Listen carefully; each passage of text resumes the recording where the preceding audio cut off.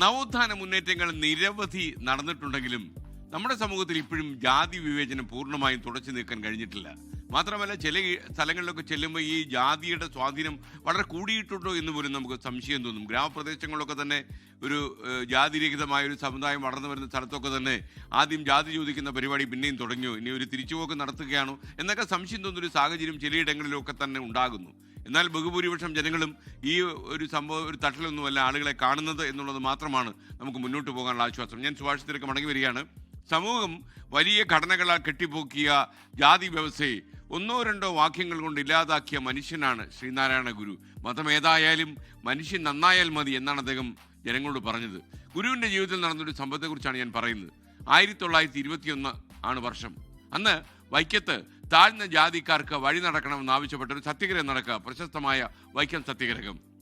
ഗുരു അന്ന് തിരുവനന്തപുരത്താണ്. ഒരു ദിവസം ഉച്ചയ്ക്ക് ഒരു സംഘം സവർണർ ഗുരുവിനെ കാണാൻ ചെന്നു. അവരുടെ സങ്കടം ഗുരുവിനെ അറിയിച്ചു.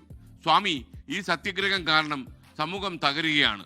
താഴ്ന്ന ജാതിക്കാർ വഴി നടക്കുന്നത് അശുദ്ധമാണ്, അത് അവർ അശുദ്ധമാക്കും കാര്യങ്ങളെ എന്ന് പറഞ്ഞു. സ്വാമി ഇടപെട്ട് അതൊന്ന് നിർത്തിച്ചു തരണം, ഇല്ലെങ്കിൽ ഞങ്ങൾക്ക് അവിടെ ജീവിക്കാൻ കഴിയില്ല എന്ന് പറഞ്ഞു. ശ്രീനാരായണ ഗുരു ഒന്നും മിണ്ടിയില്ല. അദ്ദേഹം എല്ലാം കേട്ടു ഒരു പറയുന്നത്.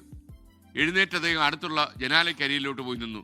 എന്നിട്ട് പുറത്തേക്ക് ചൂണ്ടിയിട്ട് അദ്ദേഹം അവരോട് പറഞ്ഞു, നോക്കൂ, നിങ്ങൾ ആ റോഡ് കാണുന്നുണ്ടോ? അതിലൂടെ ഇപ്പോൾ ഒരു ദളിതൻ നടന്നു പോകുന്നത് നമുക്കെല്ലാം കാണാം. എല്ലാവരും ജനാലക്കരിയിലേക്ക് ഓടി നോക്കിയപ്പോൾ ശരിയാണ്, ഒരു ദളിത് സ്ത്രീ തലയിൽ കുട്ടയുമായിട്ട് ആ വഴിയിലൂടെ നടന്നു പോകുന്നു.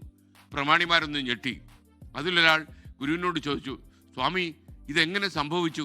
ഗുരു ചിരിച്ചുകൊണ്ട് പറഞ്ഞു, അവർ എല്ലാ കാലത്തും നടന്നിരുന്നു, നിങ്ങൾ ഇപ്പോഴാണ് കാണുന്നത് എന്ന് മാത്രം.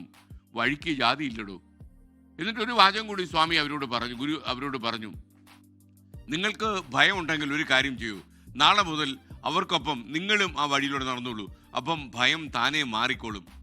ഒറ്റ വാചകം കൊണ്ടാണ് ഗുരു പ്രമാണിമാരുടെ വായടപ്പിച്ച് കളഞ്ഞത്.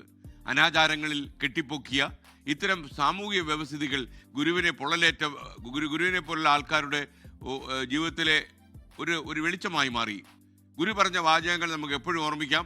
നമ്മൾ ഒരുമിച്ച് ജീവിക്കുന്നവരാണ്, ആരും ആരെയും ഭയപ്പെടേണ്ടതില്ല.